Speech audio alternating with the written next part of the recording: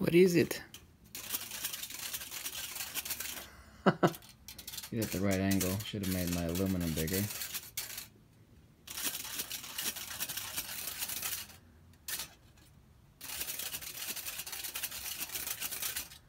Preferably with no resistance. Make it completely flat and make it overhang more.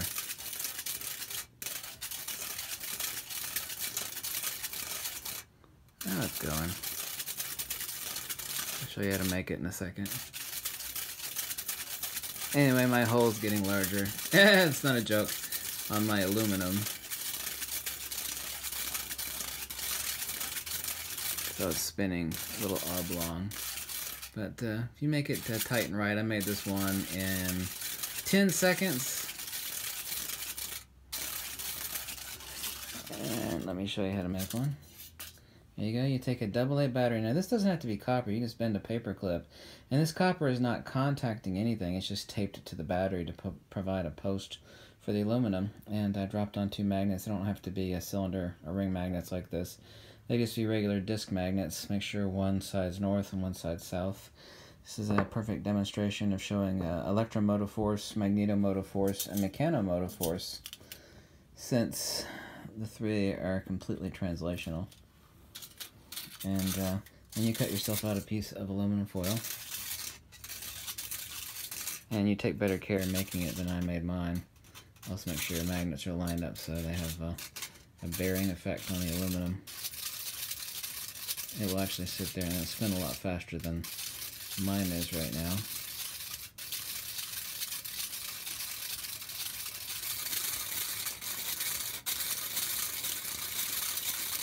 And this is actually a great toy, like for people that are homeschooling their kids. Have them think about, like build one of these and think about Mechanomotive as demonstrated by the revolving aluminum.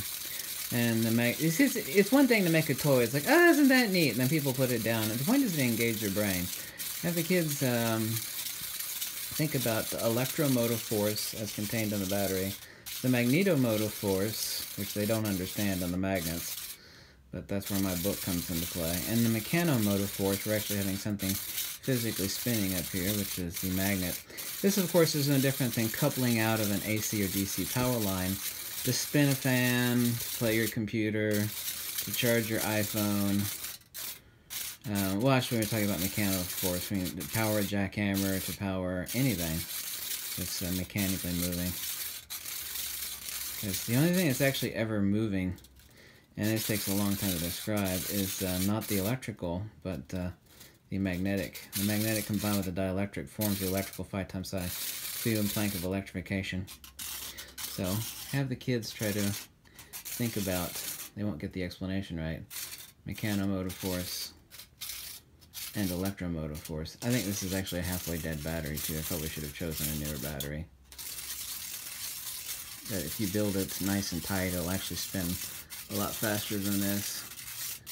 And I made this one at breakneck speed.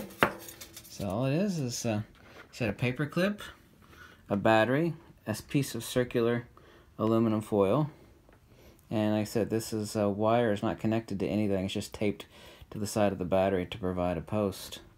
And make sure one side of the magnet is south and one side is north. Doesn't matter which side you attach it to. And there we go.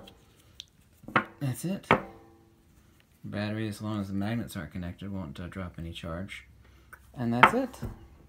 This is the simplest demonstration of the world showing electromotive force, magnetomotive force, and mechanomotive force. Everything in the universe is extremely simple. It's human beings' incapacity to understand it, that it's complex. This is as simple as it gets. Thank you so much for watching. If you like these videos, click the link below. Tell me to jump off a cliff, whatever makes you happy. Bye.